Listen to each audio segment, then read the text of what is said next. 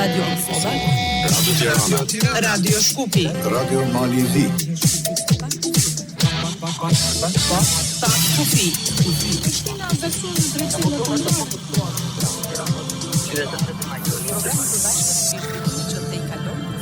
Programi i përbashkët me zhvillimet që te kalojnë kufinë shtetëror. Pak Kufi. Përshëndetje nga studio Radio Tiranës të dashur dëgjues. Po takohemi si çdo të njëjtën emisionin tonë të përbashkët pa kufi. Radio Tirana, Radio Kosova, Radio Shkupi dhe Radio Mali Zi, ku për 60 minuta diskutojnë tema dhe aktualitete që preokupojnë qytetarët e vendeve tona.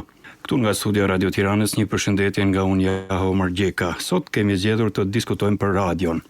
Radio, zëri universal në shërbim të njerëzimit.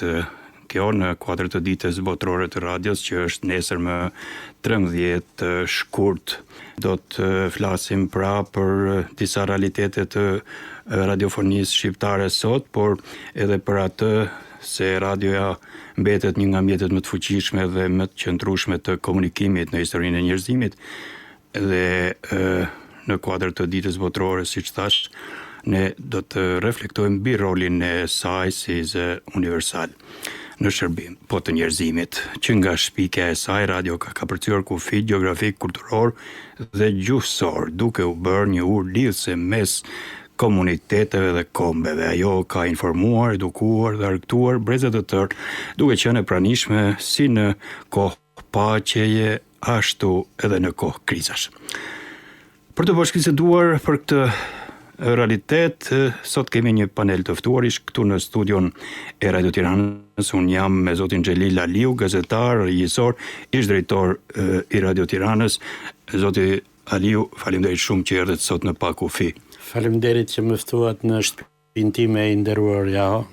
Dhe ju uroj. Vërtet shtëpia juaj shumë vjeçare, për më se 40 vjeçare. Por edhe tani që nuk je banor i përditshëm i kësaj shtëpie, nuk jeni mysafir. Faleminderit shumë, zoti Aliu. Faleminderit. Shkojmë në Radio Kosova, atje me kolegën Mirvete Uka, është profesor doktor Arben Fetoshi, gazetar, ish drejtori i radios, Radio Kosovës, aktualisht profesor i gazetarisë. Përshëndetje Mirvete për ju dhe për zotin Fetoshi. Përshëndetje Jaho për ju dhe të ftuarin tuaj, përshëndetje edhe për kolegët në Shkupe dhe në Podgorisë për të ftuarit e tyre po ashtu. Sikur e prezantuat edhe ju, unë kam ftuar profesor doktor Arben Fetoshin, profesor në Universitetin e Prishtinës, ka qenë gazetar dhe redaktor dhe drejtor i Radio Kosovës, po ashtu drejton edhe një institut për siguri dhe do të flasim pak edhe në këtë drejtim. Mirë se erdhe dhe faleminderit shumë që përgjigjet. Mirë se ju gjeta, mirë se u ktheva. Faleminderit Jaho, përshëndetje për të gjithë kolegët në të 3 studiot e radiove publike në hapësirën shqiptare. Faleminderit Mirvete, faleminderit zoti Fetoshi. Shkojmë në Radio Shkup me kolegun Emed Ali Jusufi. Ai është me Sebajete Nuhiun, përgjegjëse e servisit të tretë në Radio Shkupi. Përshëndetje me Emed Ali. Po ja, përshëndetje për gjithë dëgjuesit që aktualisht janë duke na ndjekur. Përshëndesim të ftuarit tuaj, përshëndesim ish drejtuesit e Radio Tiranës dhe të Kosovës.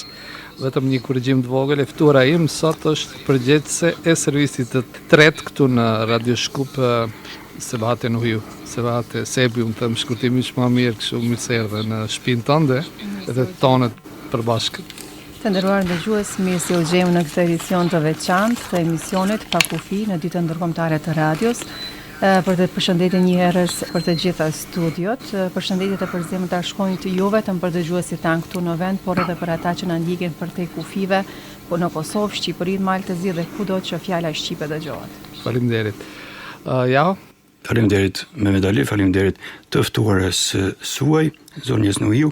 Në studion e Radio Mali të Zi i ftuar i kolegës Albana Kurti Zečević, është Esat Mehmeti, gazetar në pension, kronikën e përgatitur nga kolegja e Podgoricës do ta transmetojmë përgjatë emisionit. Tashmë jemi të gjithë gati, besoj, për të filluar biseden dhe sot, me që radha e moderimit i takon Radio Tiranës, do ta fillojmë këtu nga Tirana. Dhe fillimisht bashkë me mirëseardhjen do ta filloj me zotin Xhelil Aliu. Xhelil, nesër është dita botërore e radios. Një ditë simbolike, pasi më 13 shkurt 1946, Radio Kombëve të Bashkuara transmetoi programin e parë dhe në 3 nëntor të vitit 2011 UNESCO e ka shpallur këtë datë si ditën ndërkombëtare të radios me qëllim për ta promovuar radion si medium me mundësi të mëdha për publikun. Eksperienca juaj është e jashtëzakonshme në radio. Sa është radio në fakt një medium me mundësi për publikun? Në krahasim tashmë edhe me mjetet tjera të informimit, pa i përmendur dihet tashmë televizioni, rrjetet sociale, epoka digjitale e tjera. Unë më së pari dua që të kem mirë kuptimin tuaj dhe të dëgjuesve, se mund të dukem disi subjektiv në ato pak fjalë që mund të them lidhur me radion. Sepse mendoj që radioja është e pazëvendësueshme pavarësisht mjeteve të tjera që kanë dalë në fushën e medias, qoftë ekrani televiziv, qoftë rrjetet sociale, celularët e mjetet e tjera gjithandej, po radio mbetet e pazëvendësueshme. Natyrisht, përballë këtyre fakteve, radioja ka vështirësitë e veta, por asnjëherë nuk mund të anashkalohet edhe të lihet jashtë vëmendjes. Pse? Sepse radioja ka komoditetin e madh që nuk të kërkon kohë dhe angazhim për të ndjekur. Mund të jesh duke u marrë me një punë apo me një tjetër, mund të jesh i shtrirë në krevat, mund të jesh në plazh, mund të jesh kudo, mund të jesh në udhëtim me makinë, ashtu. Dhe radion e ndjek. Radioja vazhdon punën e saj dhe ti, domethënë, mban lidhje me të i pashkëputur asnjëherë. Natyrisht, përballë këtyre mjeteve të tjera teknike, ajo ka patur vështirësitë e veta dhe por që në mënyrë absolute nuk mund të mohohet edhe të shmanget.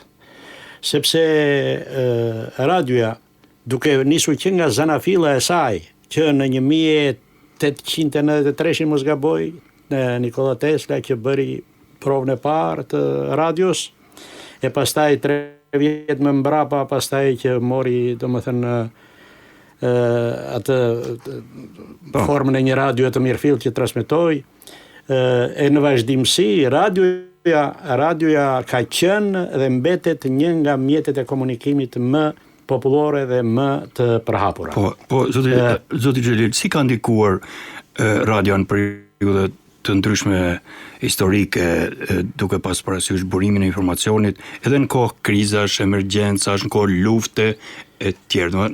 Ti kthehemi pak e diskutimit në aspektin teorik, përpara se të shkojmë të diskutojmë për radio tona, Radio Tiranën, Radio Kosovën, Radio Shkupin e kolegët e tjerë, edhe të flasim edhe për rolin e radiove që flasin në gjuhën shqipe, që kanë folur në gjuhën shqipe, si Radio Zëri Amerikës, BBC e tjerë. Por edhe pak diskutim teorik. Si ka ndikuar radio në momente historike? Radioja ka patur një rol të jashtëzakonshëm, bile ajo shpesh herë ka humbur atë rolin e saj informues, sepse njerëzit duke dëgjuar radion kanë besuar se po ndodh me të vërtetë ai realitet që përcillet nëpërmjet fjalës dhe tingujve që jepeshin nga radioja. Për shembull, kanë ndodhur raste të tilla, siç i tregonin për kuriozitet, që dëgjonin një radiodram, sikur kishin ardhur alienët, kishin zbritur në tokë dhe njerëzit po kërkonin ndihmë se nuk dinin ku të futeshin, nuk dinin ku të ashtu që të shpëtonin nga kjo gjë e madhe që po i ndodhte rruzullit toksor. Pra mirin të mirë qenë. Domethënë mirin të mirë qenë sepse ishte shumë e besueshme. Përveç asaj, unë ndoshta mund të jem çik i vjetëruar në këta shembuj e ashtu, po ju keni shkruar disa libra, ndërto radioja që më përfshirë të tërin, më mbresa nga puna 40 vjeçare në Radio Tirana, keni botuar vitin 2015, keni botime të tjera. Po, kam botuar disa libra, kam ashtu me ato edhe me intervista me aktorët e mëdhenj të ekranit dhe të skenës e ashtu të rrëve. Po e kam fjalën që efekti i jashtëzakonshëm që bënte fjala e radios. Një folës rus Levitani, në kohën e luftës së dytë botërore, me fjalën e tij, me thirrjen e tij nga mikrofoni i radios, ata rusët hidheshin në sulm duke mos llogaritur që po shpëtojnë apo po vdesin. Është edhe ajo që me fjalën e tij. Është edhe ajo që se kush e tha, u tha që të parë që do të varë në sheshën e Moskës, do të jetë speaker i Radio Moskës. Do të jetë speaker i Radio Moskës. Po, kjo është më se e vërtet. Pse? Sepse fjala që përcillej nëpërmjet tij ishte me një efekt jashtëzakonshëm. Dhe për të mos shkuar larg atë, po ne kemi patur folsa tan këtu. Kur fliste Aki Beleri, për tyre jeni ju, ndër më të njohurit dhe më të spikaturit. Por efektin e fjalës, por edhe të radios si jo vetëm si artikulim, por edhe si informim, si në kohë të ndryshme, për shembull në kohën e luftës dytë botërore apo në periudhat ndryshme të historisë, domethënë kur njerëzimi ishte në momente në kapërcyll të gjërave. Radioja kishte rolin e vet të padiskutueshëm, sepse bëhet fjalë për kohë kur nuk kishte ekran televiziv, nuk kishte mjete të tjera të informimit masive të tjera. Kështu që radio bënte një efekt i jashtëzakonshëm. Dhe ne kemi patur këtu natyrisht edhe mënyra se si përcillet fjala e radios, mënyra se kush e përcjell, mënyra se si e artikulon ai fjalën, me çfarë ngarkesë emocionale, me çfarë mendimi dhe ashtu. Dhe kjo ka të bëjë shumë, sepse ne këtu ti ke arritur, ne kemi patur folsa këtu të cilët jo të gjithë mund të kategorizoheshin njësoj, domethënë ashtu. Bie fjala ishte Aki Beleri, ndjes pas ishte i prerë për materialet politike, për këto temat ndërkombëtare, për këto dhe Akiu nuk bënte dot çdo lloj materiali, por me ato që bënte Akiu ishte domethënë që të ngjetheshin në qimet e kokës për pjetën. Po, vazhdojmë Xhelil se do të kalojmë për pak linjën tek kolegët. Po radioa sot si po përshtatet me këtë teknologjinë e re dhe sa po sipas asaj që ju e keni vënë re, sa po adaptohet apo sa po ndihmojnë radion apo sa po pengojnë radion gjitha këto rrjetet sociale, teknologjia e tjerë. Natyrisht unë domethënë ndjes që nuk e ndjek rregullisht programet e radios, por kam mendimin që ka vështirësitë e veta. Ka vështirësitë e veta sepse përballë këtyre mjeteve të tjera të informimit masiv, radioja ka problemet dhe duhet patjetër që ajo të ketë ndihmë suplementare në mënyrë që të mos ndjehet kjo vështirësi. Faleminderit shumë zoti Aliu. Kalojmë linjën në Radio Kosova tek kolegja Mirvete Uka dhe i ftuari i saj. Po Mirvete. Po Jahu, të faleminderit shumë. Do të vazhdojmë bisedën këtu me profesorin Fetoshi.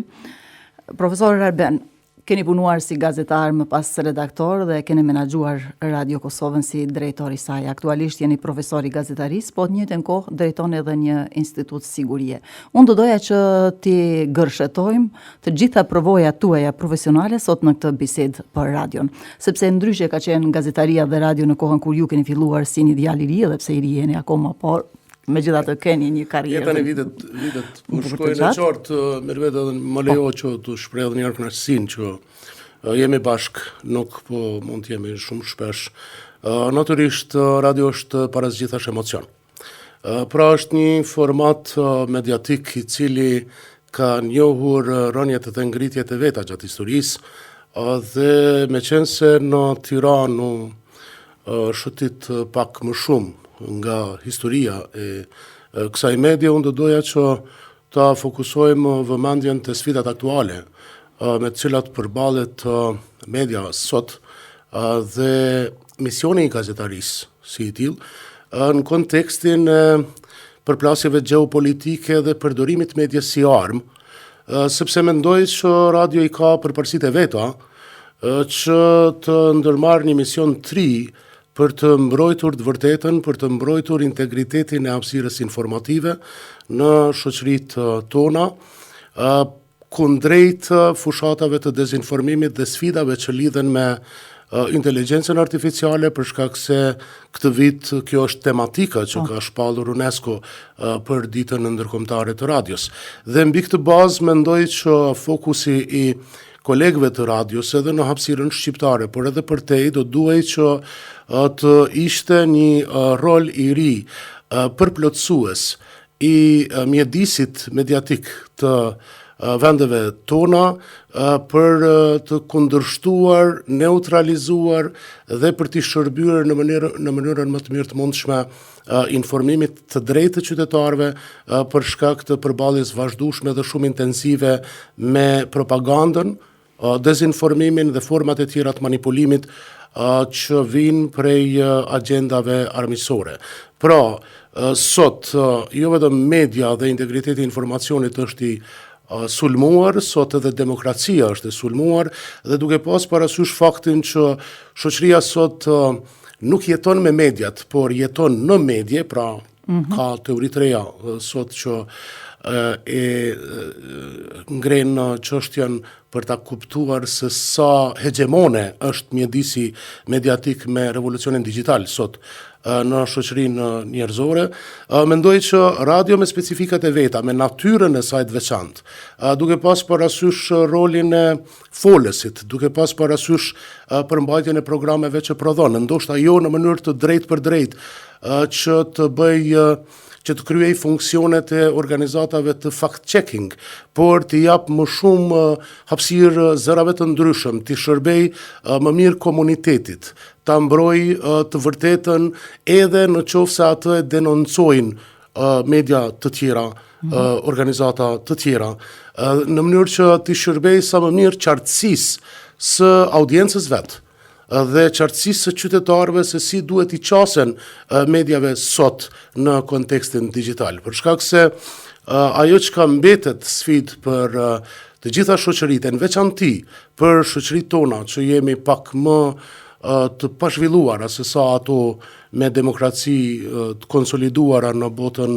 perëndimore, ka të bëjë edhe me nivelin e audiencës dhe edukimin mediatik, që radio mendoj i ka të gjitha prerogativat që të jetë medium lider sa i përket një ndërmarrje të tillë në shërbim të interesit të qytetarëve që ta maksimalizojë hapësirën e kësaj komponentes edukative për qytetarët në mënyrë që qytetarët tanë sa më herët që është e mundshme në moshën e tyre të dinë se si t'i qasen informacionit, si t'i qasen platformave të shumta mediatike sot që kemi sidomos në sferën digjitale, në sferën online, dhe në këtë mënyrë pastaj do të rriten kapacitetet tona, do të rriten mjetet tona për të mbrojtur prej dezinformimit dhe formave të tjera të manipulimit me të vërtetën, gjithmonë pa e lënë anash një aspekt të rëndësishëm të studimeve kognitive sot që lidhen me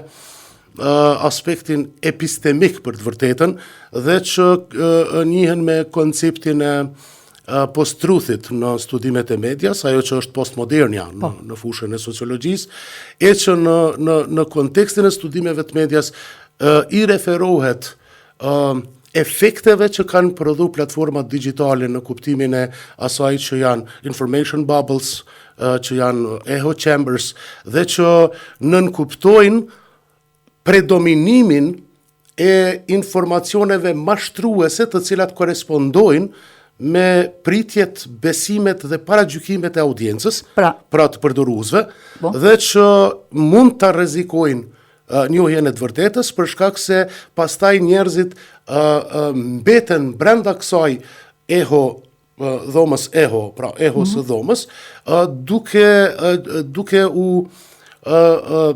qenë të varur nga një informacion i cili vazhdimisht ju flen hatër, vazhdimisht është informacion i cili korespondon me besimet dhe pritjet e tyre, e nuk është e vërteta të cilën ata duhet ta njohin. Pra, beteja për të vërtetën, në kontekstin e një kërcënimi gjithnjë më të madh, me fushatat e dezinformimit dhe instrumentalizimin e medias për qëllime politike, duhet jetë në fokusin e radios sot si mediumi që ndoshta i ka përparësitë kryesore në raport me llojet e tjera të medjeve, sepse nëse i referohemi, më fal vetëm edhe këtë, nëse i referohemi inteligjencës artificiale, duhet të kemi parasysh që gjithnjë më tepër bëhet e sofistikuar ajo që njihet si deepfake, pra video të falsifikuara.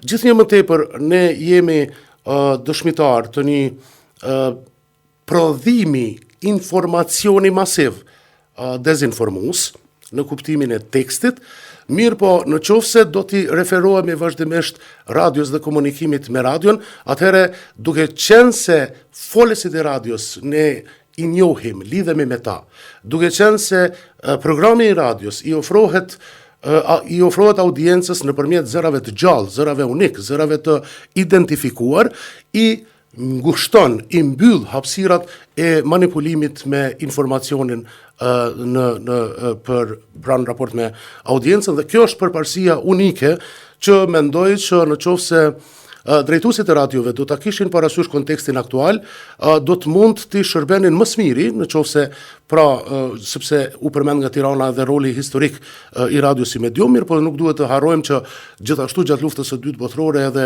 Goebbels dhe makineria propagandistike e Hitlerit e ka përdorur shumë radion për shkak se ka qenë mediumi dominant në atë kohë, në kuptimin e popularitetit, dhe në anën tjetër, me qenë se përmendi Moskën, kolegu në Tiranë, unë dua vetëm të bëj një paralele për t'ju thënë dëgjuesve që më shumë se Radio Moska e më shumë se të gjitha radiot të tjera, roli i BBC-s edhe në studimet e medias konsiderohet roli më i rëndësishëm dhe fuqia kryesore e informimit në kontekstin e raportit të aleatëve me forcat nazifashiste. Pra kjo e afishon rolin e rëndësishëm të radios në situatat emergjencave dhe në situata krizash. Por, në krejt këtë transformim digital që po ndodh sot, ju e shihni me rëndësi rolin e radios, po a ka rrezik që vetë radio të bjen në ndikimin e këtyre rrjeteve sociale të internetit dhe të mos jetë kaq i verifikueshëm apo i verifikuar informacioni që jep, sepse edhe në radio megjithatë punojnë njerëz të cilët ndikohen nga ky digitalizim. Informacioni mirë vete nuk është alfa e punës së radios. Pra, në qofse kemi parasysh formatin e radios si medium, e njëjta gjë ndodh edhe me edukimin, me programin, skeman, ato që i ofrohet dëgjuesit, sepse njerëzit ndikohen nga. Po, pa diskutim. Pra, mos të harrojmë që nëpërmjet asaj që flasim, ne transmetojmë edhe ideologji të caktuara. Ne transmetojmë madje edhe gënjeshtra në qofse do të jemi të papërgjegjshëm. Por në qofse radio, pra në qofse i referohemi Çedvigut, për shembull, një prej studiuesve që sot elaboron ekosistemin e ri mediatik si të hibridizuar, një bashkëekzistencë e llojeve të ndryshme të medias në kontekstin e sotëm të revolucionit digital, atëherë duhet të mendohet ajo që njihet si co-agenda setting. Pra, në kuptimin e asaj që media, duke përcaktuar prioritetet e veta, përfshi edhe radion këtu, duhet të komplementojë njëra tjetrën në një ekosistem me integritet, pra gjithmonë duke ju referuar misionit që t'i shërbejmë të vërtetës, pra gazetaria këtë mision ka, dhe në qofse përpjekjet bashkërendohen, atëherë gjasat për me e rrit suksesin në kuptim të minimalizimit rreziqeve nga dezinformimi janë më të mëdha. Faleminderit shumë profesor. Faleminderit zotit Fetoshi. Shkojmë në Radio Shkup tek kolegu Mehmet Ali Jusufi dhe ftuara e tij. Mehmet Ali.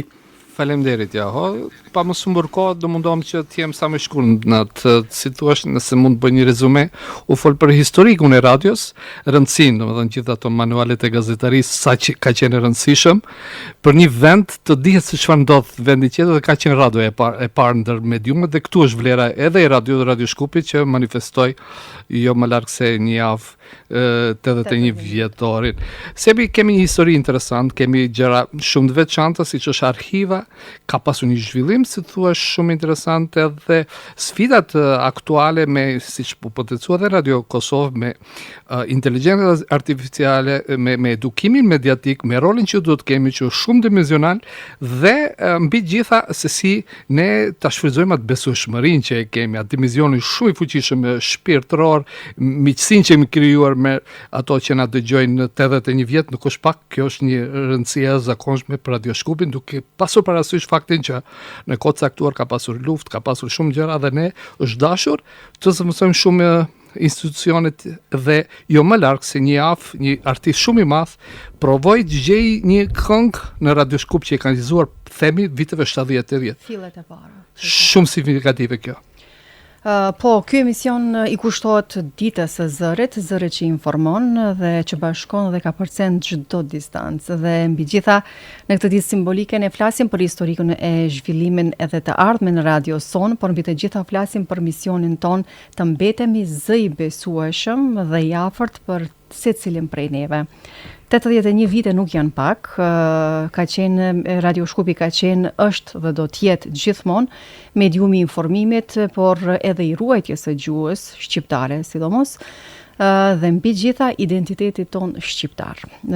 Fillimisht Radio Shkupi me 28 janar të vitit 1945 është fol për herë të parë në gjuhën shqipe në këtë shtet, në këtë vend, ju flet Radio Shkupi. Me fillimisht ka pas orar të kufizuar dhe me kushte modeste teknike, por programi Shqip ka qenë mjeti i informimit dhe i ruajtjes së gjuhës kulturës shqiptare dhe me kultivimin dhe me kalimin e viteve. Ajo është zgjeruar në kozgjatje dhe me përmbajtje në sferën dhe profesionalizëm.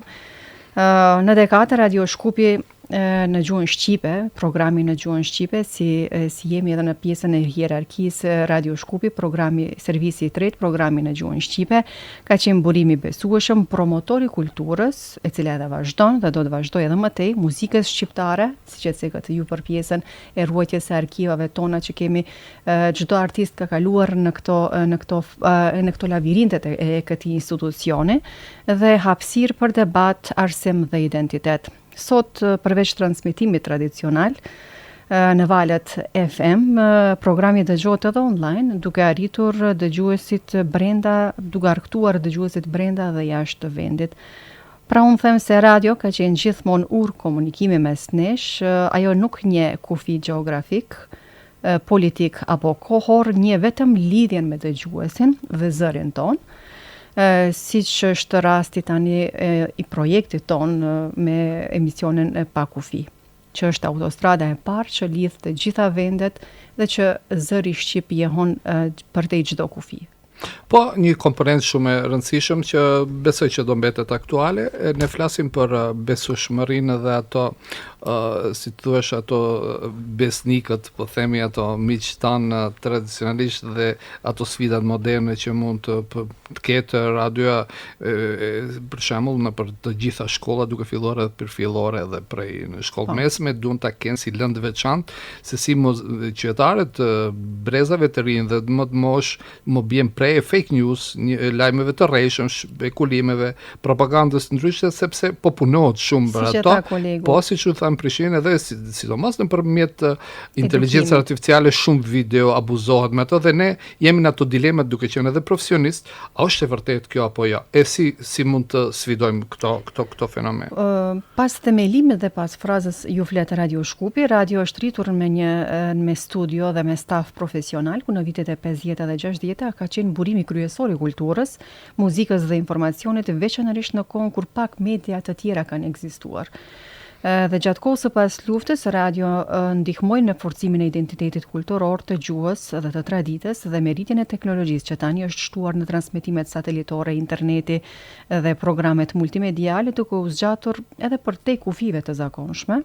Dhe ja ku jemi sot në një epokë digjitale ku Radio Shkupi vazhdon të ruajë traditën e saj historike, por njëkohësisht është përshtatur me kërkesat e kohës moderne.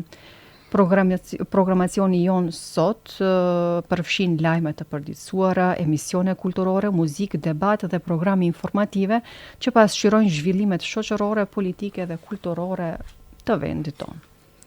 Po që pjesa, unë them që gjithçka mundet del dhe gjithçka pavarësisht stuhive të teknologjisë, radio do të ngjelet gjithmonë ai zë i besueshëm, zëri human, zëri i njerëzve që është çdo herë afër dëgjuesit. Po thoni, pavarësisht se sa media të reja dalin, sërish se atë formën e shprehjes si radio e gjen e ka atë kanalin e.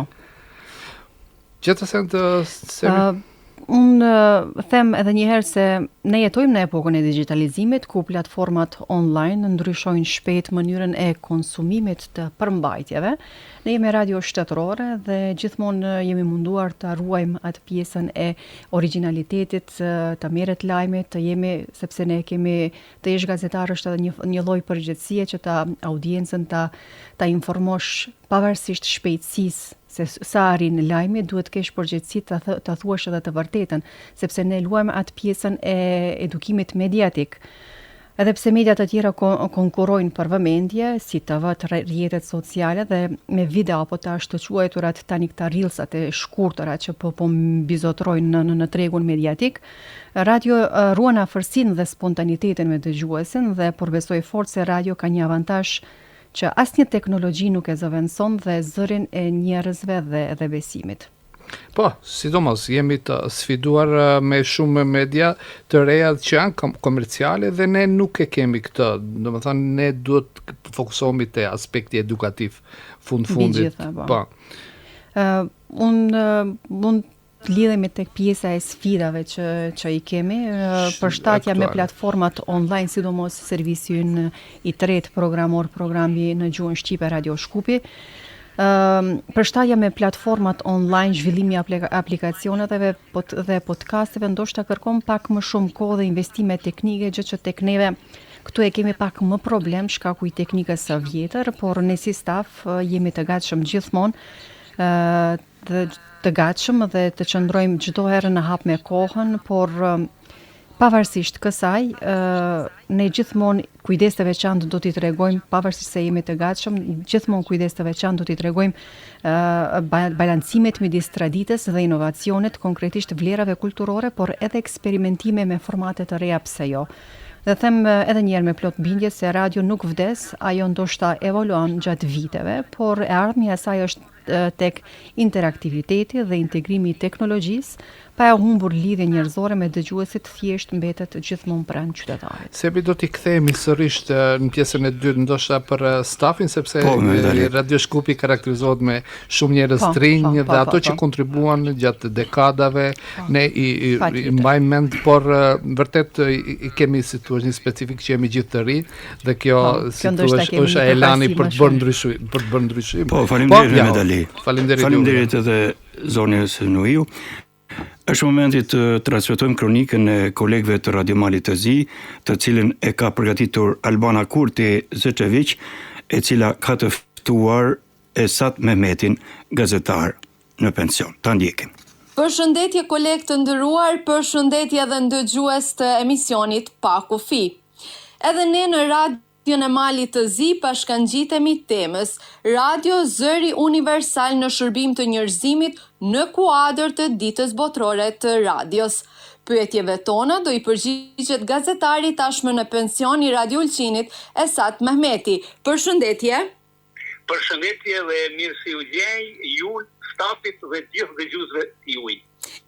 Tani do nisim me këtë pyetjen e parë, sepse ju keni një përvojë shumë të gjatë në gazetari, e veçanërisht në radio. Si ka ndryshuar rrugëtimi i radios ndër vite?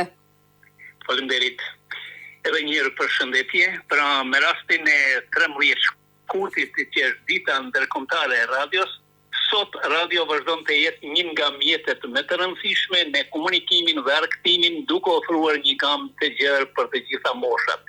Që nga fillimi i shekullit 20, ajo shndrua shpejt në burim kryesor të lajmeve, informacioneve dhe arktimit për shoqërinë. Në periudha të ndryshme historike, sidomos gjatë luftrave dhe krizave, radio ka pas një rol kyç në informimin e shpejtë të qytetarëve. Padyshim, edhe sot radio është një ndër shtyllat kryesore të informimit të një shoqërie. Sot radio luan një rol shumë vendimtar në ndërtimin e binarëve të një shoqërie të mirëfillt. Radio është faktor me rëndësi në shoqëri dhe ka ndihmuar të ecë përpara shoqërinë. Cili është qëllimi i radios sot?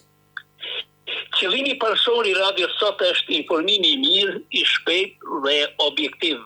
Me informim të mirë kuptojmë informimin e qytetarëve në mënyrë të saktë, të drejtë, objektive dhe të paanshëm. Të jesh mirë informuar do të thotë të kesh qëndrime të pastra dhe të synosh dhe me sy hapur dhe vigjilent ndaj të gjitha ngjarjeve dhe zhvillimeve të rëndësishme. Gazetari i mirë duhet të ketë një vizion të qartë, të përgjithshëm dhe objektiv ndaj dukurive dhe përgjegjësive. Po në këtë hapësirë ende ekziston nevoja për shumëllojshmërinë e temave që trajtohen në programet e radios sot. Ka ende nevojë të bëhen më shumë për cilësinë e përfaqësimit të çështjeve, ngjarjeve, dukurive dhe individëve. Ka nevojë për pasqyrimin e sukseseve, sa do të vogla të jenë, por që mund të nxisin nisma dhe përpjekje që mund të krijojnë mbështetje nga mbar shoqëria.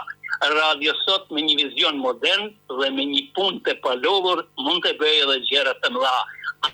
Andaj është parimore që radio sot të punojë në shërnjosjen e stereotipeve, të shmangin fjalorin e diskriminimit dhe të afrojnë gjuhën e tolerancës.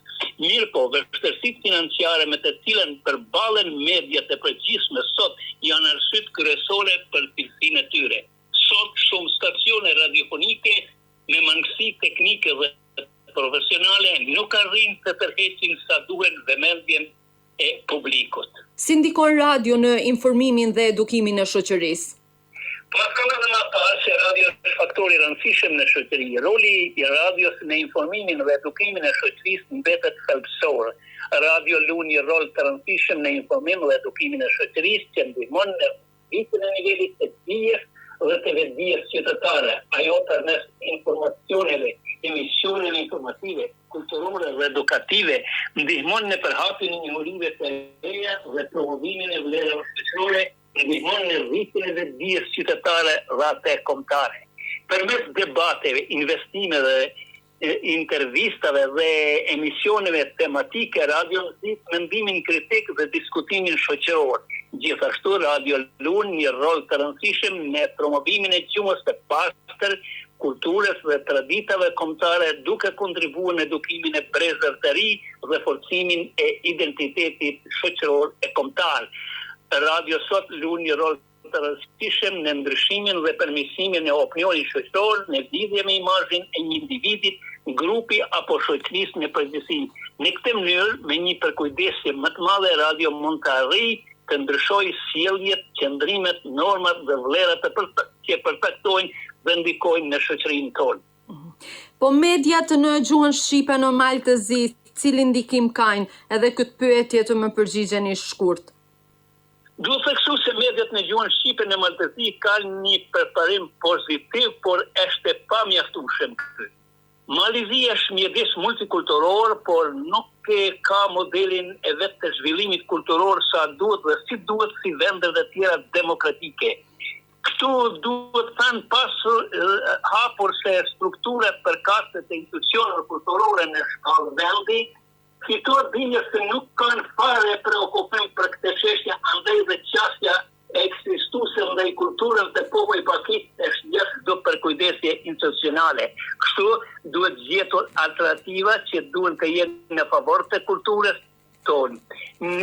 Nuk ka dilemë se për ruajtjen dhe zhvillimin e kulturës sot popullit pakistan duhen të kenë subjektet e veta kulturore. Për pjesëmarrjet e popullit pakistan duhet të themelohen institucione posaçme të kulturës si kudo në botën demokratike. Konkretisht për shqiptarët duhet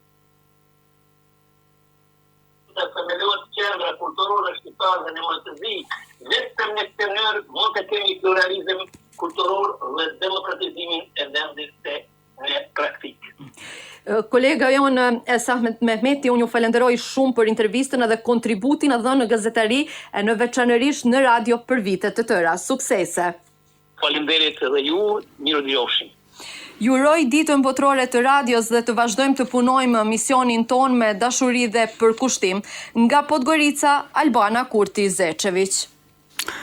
Faleminderit, ishte Albana Kurti Zečević, pra me të ftuarin e saj Esat Mehmeti, gazetar në pension. Kjo ishte kronika e kolegëve nga Radio Malizi. Vazhdojmë bisedën këtu në Radio Tirana me zotin Xhelil Aliu. Xhelil, u bisedua pak më përpara për të folmen në radio. Ju jeni një nga folësit, nuk gaboj të them legjendar të radios, të Radio Tiranës. Nuk mund të mbaj veten. Okej, po ulim pjacen. Mirë, pra, jeni, zëri ju të është fiksuar, thujse në 6.000 dokumentar që transmetohen në kanalet ndryshme radio-televizive në Shqipëri. Kjo nuk është pak. Jeni një nga forcët e spikator. Si do ta perceptoja aktualisht, do më thënë, këtë të folmen në radio? Shikoj, shmangur përmbajtje, natyrisht, po... E folura në radio, natyrisht që kërkon disa... Përmëndët të plotësosh disa Aki kërkesa. Belerin, për shembull. Është e nevojshme të plotësosh disa kërkesa. Duke pas parasysh diversitetin, kulturën... Më përpara ishte si primare vetëm cilësia vokale, zëri me një fjalë. Artikulimi. Qofse kishe zë të mirë, radiofonik, kështu mund të bëj edhe, pastaj edhe artikulimi dhe ashtu. Mirë, po mund të kesh një zë të mirë, po nuk flet mirë. Mund të kesh mund t'i plotësosh të gjitha ato, po nuk megjithatë nuk mund të kesh zëvendësi në shqiptimin e ndonjë foneme, ndonjë. Jo, janë disa gjëra që janë më shumë ndjesore se sa të shpjegueshme me fjalë. Po. Bie fjala, nuk mund t'ja japësh dot ngarkesën emocionale fjalës aq sa e kërkon ajo në momentin e caktuar. Dhe nuk mund të marrësh frymë aq sa duhet në një pauzë apo në një ashtu. Kjo është për spikerat ndoshta, për forcit e lajmeve. Për forcit e lajmeve, po edhe për një material tjetër. Mirë, edhe për moderatorët, edhe për gazetarët, edhe për ne konkretisht që po flasim tani. Pa diskutim. Janë disa gjëra live që nuk mundet t'i kesh parasysh sa duhet t'i kenë parasysh folësit e lajmeve që janë natyrisht. Tjetër shiko, dëgjoj, e folura e moderatorit është ndryshe nga ajo e speakerit. Sepse është stil bisedor, natyrisht. Ne kemi tonin bisedor, ne kemi komunikimin me njëri tjetrin, duke i ndërhyrë njëri tjetrit, duke dëgjuar, duke ashtu pastaj jep mendimin. Kjo është e folura bisedore, është tjetër gjë kjo. Ndërsa e folura e speakerit ashtu është tjetër gjë. Por tani unë se ndoshta mos të dalë çik nga ajo.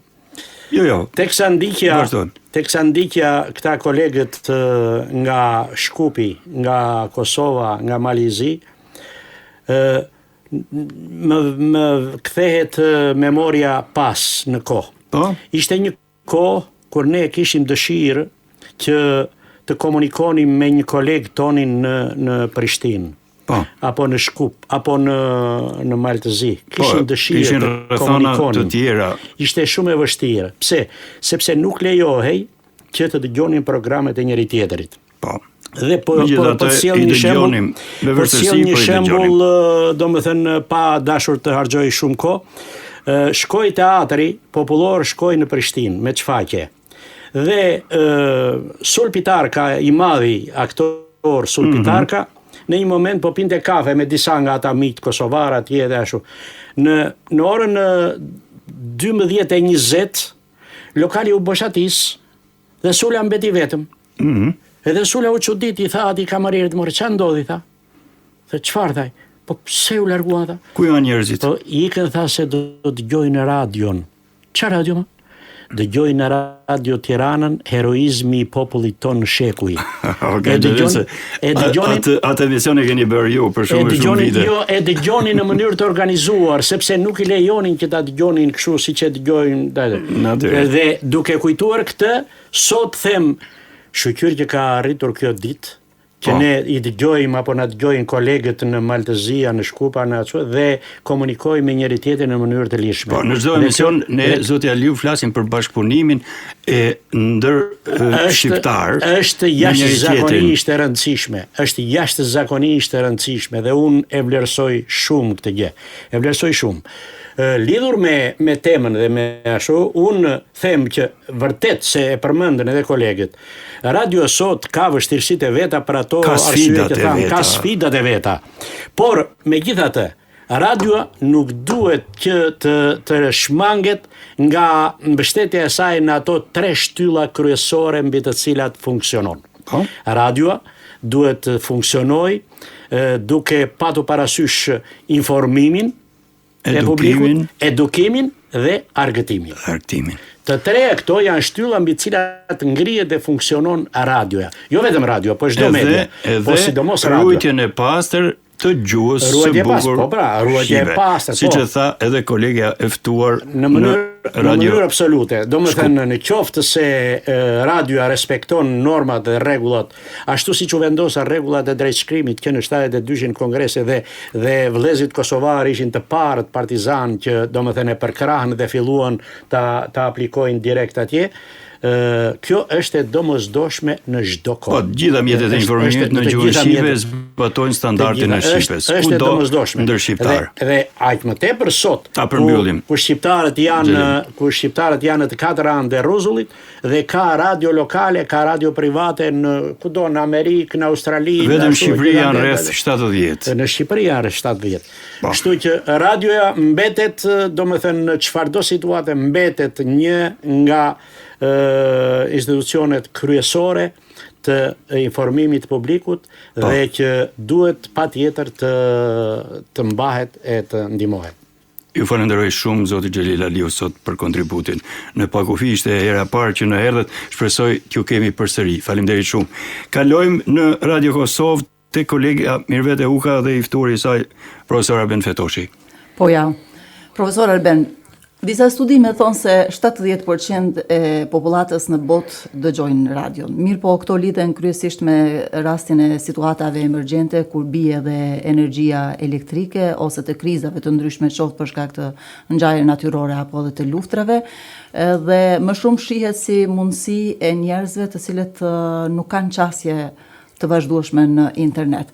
A do të thotë kjo që radio i përket më shumë popullatës më të varfër dhe rurale dhe moshës së shtyr? Çfarë mund të bëjmë që radio të dëgjohet edhe nga të rinjit dhe që të ketë rolin e saj edukativ edhe social? Mbasi ekonomik mund të them më pak, duke pasur parasysh sot digitalizimin që është shumë komercial.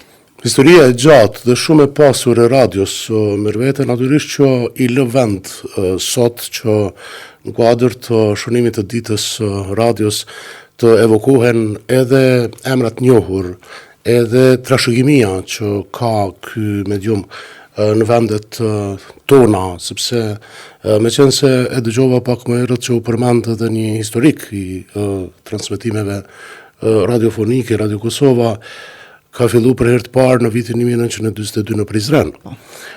Pra, një histori e gjatë që e thash mos përsëritem prap me rënjet dhe ngritjet e saj për gjatë historisë, sepse në mjedisin mediatik normalisht teknologjia ka përcaktuar lloje të reja. Dhe sot radio është e sfiduar në kuptimin edhe të dëgjueshmërisë, për shkak të invazionit madh të platformave mediale digjitale, ato që ka mundësu revolucioni digital, edhe për shkak të fuqisë së madhe të ekranit, sepse televizioni vazhdon të jetë fuqia kryesore e informimit. Mirë po mos të harrojmë që ta zëm në vitet e pandemisë COVID-19 që sapo kaluam, është periudha kur studiuesit kanë evidentuar rënien më të madhe të besueshmërisë të mediave sociale. të medjave sociale. Në kohë uraganesh në të medjave sociale. Pra ideja është që në qoftë se revolucioni digital kishte një lloj hegemonie mbi llojet e tjera të medias, periudha e pandemisë i riktheu njerëzit të mediat tradicionale për shkak të besimit. Një komponent jashtëzakonisht vitale për marrëdhënien e medjes me audiencën. Si efekt psikologjik që ka pasur tek popullata. Po, për shkak të teorive konspirative, për shkak të dezinformimit e të tjera. Pra sot cili është realiteti? Televizioni vazhdon të pri si fuqia kryesore e informimit për audiencën, ndërkohë që mediat sociale vazhdojnë të rriten gjithnjë më shumë në përdorimin e tyre ditor. Prandaj përmenda Çedvikun si një prej autorëve që është marrë me këtë temë, sepse sot kemi koekzistencë të llojeve të ndryshme të medias. Nuk mund të flitet për televizionin veç, radion veç dhe mediat online veç. Por ajo që mendoj që është specifike për radion e që lidhet me natyrën e saj është pa diskutim transmetimi do ta quaja emocional nëpërmjet të folmes. Pra një marrëdhënie më e afërt që krijohet me audiencën nëpërmjet folësve të mirë, e këtu normalisht vjen në shprehje një prej kritereve kryesore të radios që është e folura bukur, sepse normalisht ne na bie nganjëherë që të hasim zërat që nuk ne do veshi, apo. Dhe në këtë pikpamje radiot gjithmonë i kushtojnë rëndësi atyre që shuhen për të folurën bukur, dhe në këtë kontekst unë mendoj që radio duhet ta rigjej veten përballë sfidave aktuale të dëgjueshmërisë, për shkak se njerëzit sot e kanë një mal me media në xhep kudo që shkojnë. Dhe sot pajtohem me ty për situatat e jashtëzakonshme, por si rregull radio nuk është në plan të parë si medium i kërkuar nga audienca. Dhe në këtë pikpamje unë mendoj që po radio edhe përballë sfidës më të madhe aktuale që nuk ka lidhje, pra nuk lidhet direkt veç me gazetarin, veç me median, ajo që lidhet me inteligjencën artificiale, por në veçantë në fushën e medias, mendoj që është një sfidë jashtëzakonisht e madhe që na detyron. Pra edhe radio në këtë rast e detyron që të kërkoj rrugët për ta rigjetur veten në raport me audiencën, sepse ka mundësi, dhe unë mendoj që radio ndoshta mund të jetë mediumi më efikas për të ndihmuar njerëzit në këtë hallakamën e madhe të hapësirës digjitale sot me dezinformimin dhe sfida tjera që lidhen me dezinformimin. Profesor Arben, pikrisht në këtë pikë ku ishe duke folur, jeni iniciues dhe i vumjes në jetë të këtij projekti, emisioni Pa Kufi. Faleminderit që e përmende. Gjithsesi. Por merita është e juaja që e keni mbajt. Po, e kemi mbajtur, po përpiqemi ta mbajmë, po merita kryesisht të takon juve të parëve, ju dhe kolegët e juaj që ishin atë kohë që e iniciuat. Ideja është të kalohen kufit, siç u përmend pak më herët. Ku desha të dalë, dhe pyetja ime tani, jemi 4 radio publike, ka 2-3 vite që kemi kyçur edhe Podgoricën, edhe radion e Malit të Zi dhe të gjitha radio publike, domethënë. Ku ishin ju si profesori gazetarisë sot dhe punën që bëni çdo ditë me gjeneratat e reja? Çfarë duhet të bëjë media publike? Jemi në fund. Çfarë duhet të bëjë media publike sot në rolin edukativ që të mbijetojë në këtë? Ta maksimalizojë platformën e shkëmbimeve që eliminojnë çfarëdo barriere në hapësirën shqiptare, sepse ky është kontributi më i madh që ne si radio dhe të gjitha mediat duhet ta kenë në funksion të shërbimit më të mirë ndaj interesit të qytetarëve tonë. Profesor Arben, faleminderit shumë që ishin. Kënaqësi, faleminderit juve. Po mirë edhe faleminderit shumë Arben Fetoshit, profesorit, edhe për atë që ose kontributin e madh për emisionin Pa Kufi edhe si themelues i tij. Shkojmë në Radio Shkup, me Dalik. Ja, po, jemi të padurueshëm sepse jemi duke shkerur momentet e fundit dhe në çdo shtet është specifik. Ne këtu në Maqedoni kemi problem, domethënë, për identitetin. Kemi problem me gjuhën, kemi problem domethënë me rregullat e drejtshkrimit, ka qenë shumë signifikativ fakti që jemi shumë ndikuar ka gjuha maqedone dhe ne si servis publik përveç se kemi sfidë të më tepër. Si është këtë problematik? Në Maqedoninë e Veriut, ku gjua shqipe ka një peshë të veçantë kulturore dhe kombëtare, ne si Radio Shkupi kemi luajtur rolin e edukimit mediatik, të mbajmë një përgjegjësi të madhe dhe sepse ua kemi përborx dëgjuesve tanë që jo vetëm të informojmë, por edhe të edukojmë përmes programit përdorimit të drejtë të gjuhës shqipe. Kujdesi veçantë gjithmonë neve jemi munduar t'i kushtojmë respektimet të rregullave gramatikore, fonetike dhe drejtshkrimore, si dhe kulturës së të folurit në mikrofon. Çdo fjalë e shqiptuar në etër duhet të jetë e qartë, e pastërt dhe profesionale për dallim nga mediat vizuale, sepse radio mbetet model komunikime dhe referencë gjithmonë gjuhësore për publikun. Në këtë mënyrë, ne nuk transmetojmë vetëm program, por e ruajmë dhe forcojmë identitetin ton gjuhësore dhe kulturore. Radio Shkupi ka përcjell, si thuash, shumë duan të gazetarisë. Ne edhe kur filluam në 2015 në Pakufi kemi pasur një ndër gazetarët më të mirë, domethënë që ndrojt tona këtu në Maqedoni, Qani Mehmeti, Oshi Kërçovës, dhe tash si është shumë të tjerë u mbesin borxh sepse nuk kemi kohë definitivisht. Urojmë të shkojmë përmes hapave të duajeneve tanë më parë, por janë si udhërë. Radio Shkupi funksionon me një program të rregullt prej 17 orësh në ditë, duke ofruar përmbajtje të larmishme dhe cilësore për dëgjuesit, dhe programi është organizuar në disa redaksi kryesore, të cilat punojnë në koordinim të plotë të realizimit të skemës programore në redaksinë informative, kulturore dhe zbavitëse.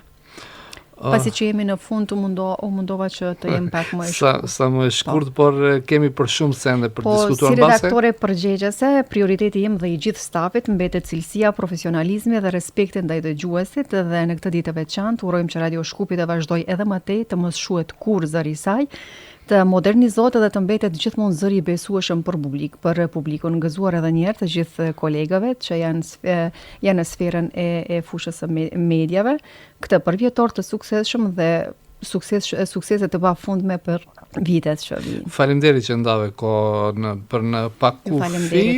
Është e shenjtë për neve në Maqedoni, u flet Radio Shkupi. Jam bërë tashmë 8 dekadë kemi hypur në Po me medali urime edhe në emër të emisionit Pakufi për përvjetorin tuaj dhe si gjithnjë me punë të suksesshme sikurse edhe deri më tani. Ju faleminderit shumë. Me medali faleminderit edhe zonjës Sabajet e Nuhiu, përgjegjëse e servisit të tretë në Radio Shkup. Respekt. Dëgjuesë dashur të emisionit Pakufi, ishte e gjitha kjo që sot kishim përgatitur për ju, pra radiot tona ishin në networkun e zakonshëm, Radio Tirana, Radio Kosova, Radio Shkupi dhe Radio Mali Zi, dhe bashkëbiseduam për radion, me që nesër është dita ndërkombëtare e radios, ne u përqendruam kryesisht tek radio si zë universal në shërbim të njerëzimit. Në studion e Radio Tiranës, unë isha me zotin Xhelil Aliu, gazetar regjisor, ish drejtori Radio Tiranës. Faleminderit shumë zoti Aliu. Në studion e Radio Kosovës me kolegen Mervete Uka ishte profesor doktor Arben Fetoshi, ish gazetar, ish drejtori Radio Kosovës, aktualisht profesor i gazetarisë. Në studion e Radio Shkupit ishte me kolegun Mehmet Dali Jusufi, Bajet e Nuhiu, përgjegjëse e servisit të tretë në Radio Shkupi. Në studion e Radio Malit të Zi me kolegen Albana Kurti Zecevic ishte Esat Mehmeti, gazetar në pension. Stambetet gjë tjetër verse të përshëndetemi nga unë Jaho Margjeka nga studio e Radio Tiranës. Mirëmbëçi të gjithë deri të njëjtën e ardhshme. Miru dëgjofshim.